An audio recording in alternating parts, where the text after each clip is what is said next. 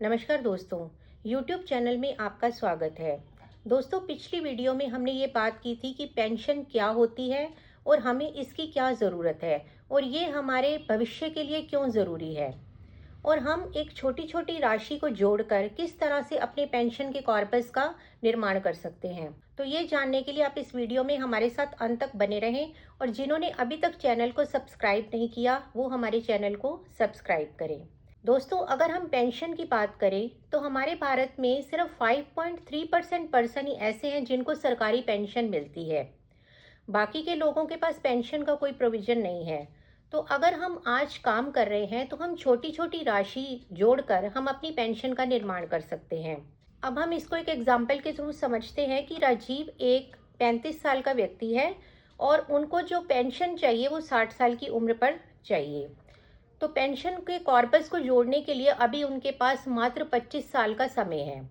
तो हम उनको ये एडवाइस करेंगे कि एक आप LIC की एक पॉलिसी जो 25 साल की है, आप उसे परचेज करें, जिसमें कि पॉलिसी तो 25 साल की है, यानी कि आपका जो टेन्योर है वो तो 25 साल का है, लेकिन पैसा आपने मात्र 16 साल ही पे करना है। बाकी का जो पैसा है वो कंपनी पे करेगी।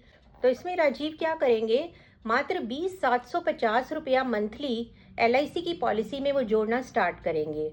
और जैसे ही उनकी एज 60 साल होगी तो 60 साल से लेकर और 75 साल के बीच में उनको गारंटीड पेंशन मिलेगी। और पेंशन कैसे मिलेगी, अगर वो चाहे तो वो ईयरली पेंशन ले सकते हैं, और अगर वो चाहे तो इसे मंथली भी ले सकते हैं। अगर वो ईयरली पेंशन लेते हैं तो 12,28,106 रुपये उनकी गारंटीड पेंशन है। यानी कि अगर हम इसको मंथली में देखें तो 1,02,000 रुपये के करीब मंथली उनको जो है 60 साल के बाद आना शुरू हो जाएगा। और 60 साल से लेकर और 75 ईयर तक ये पेंशन उनको गारंटीड मिलेगी। इसके साथ साथ हम ये चाहते हैं कि एक जो राजीव है एक 10,000 पर मंथ की एक SIP भी ले ले।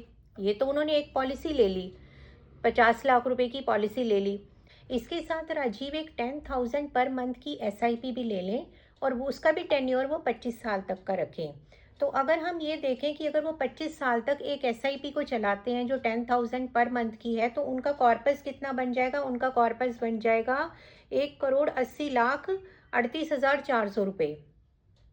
कितना बड़ा कॉर्पस है, आप ये देखिए। और इस कॉर्पस को वो अपने बच्चों की शादी के लिए, और जो भी उनका अगर मान लो उन्होंने कोई घर लेना है उसके लिए, उधर से उनको जो पेंशन आ रही है वो तो गारंटीड आ ही रही है। अब सबके मन में एक ये सवाल होगा कि हम इसके लिए एक LIC पॉलिसी ही क्यों लें। मान लो हमें मुझे पेंशन का प्रोविज़न करना है तो मुझे LIC में जाने की क्या ज़रूरत है, मैं ये पैसा कहीं और भी तो लगा सकता हूँ।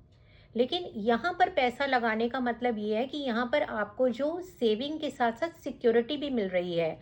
सपोज एक 35 साल के व्यक्ति ने अपनी पेंशन का प्रोविज़न करना स्टार्ट किया, भगवान ना करे उसकी किसी कारणवश बीच में मृत्यु हो जाती है, तो आप ये देखिए कि यहाँ पे तो एक ही प्रीमियम देने पर 50 लाख रुपए का रिस्क कवर है, और अगर एक्सीडेंटल डेथ होती है तो 1 करोड़ का रिस्क कवर है।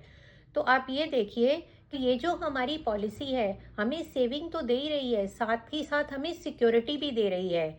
आप ये देखिए कि एक 35 साल के व्यक्ति ने अगर पॉलिसी ली और भगवान ना करे उसके साथ कुछ ऐसी दुर्घटना हो जाती है, उसकी मृत्यु हो जाती है, तो परिवार को उसी समय, नॉर्मल डेथ होती है तो 50 लाख रुपया, और अगर एक्सीडेंटल डेथ होती है तो उसको 1 करोड़ रुपया मिल जाएगा।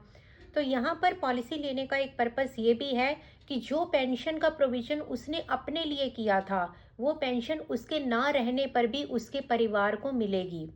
तो दोस्तों, हर व्यक्ति को जो भी आज अर्न कर रहा है उसे अपनी जितनी भी उसकी मंथली इनकम है उसका 20% उसे सेव करना ही चाहिए। यानी कि अगर कोई 20,000 रुपया भी कमा रहा है तो उसको 4,000 रुपये अपने लिए जोड़ के रखना चाहिए। ये तो मैंने आपको एक एग्जाम्पल के थ्रू समझाया। अगर आपकी मंथली सैलरी थोड़ी कम है तो भी आप हमें बता सकते हैं, हम आपकी इसमें भी कैलकुलेशन करके बताएंगे कि आपका पेंशन का फिगर कैसे बन सकता है। तो अगर आपको अपनी पेंशन के लिए भी कोई कैलकुलेशन चाहिए तो आप हमें डिस्क्रिप्शन में दिए गए नंबर पर संपर्क कर सकते हैं, और हम आपको ये पूरी कैलकुलेशन, या जो मैंने ये अभी आपको कैलकुलेशन बताई है, इस सब को मैं ऐड कर दूंगी। आपको मेरी वीडियो कैसी लगी कमेंट बॉक्स में ज़रूर बताना। धन्यवाद।